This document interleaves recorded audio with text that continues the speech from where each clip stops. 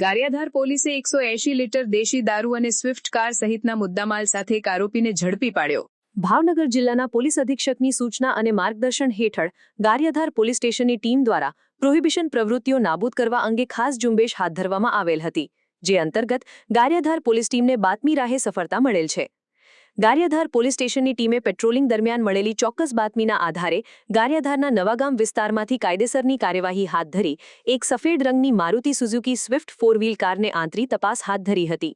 તપાસ દરમિયાન ગાડીમાંથી ગેરકાયદેસર દેશી દારૂનો મોટો જથ્થો મળી આવ્યો હતો।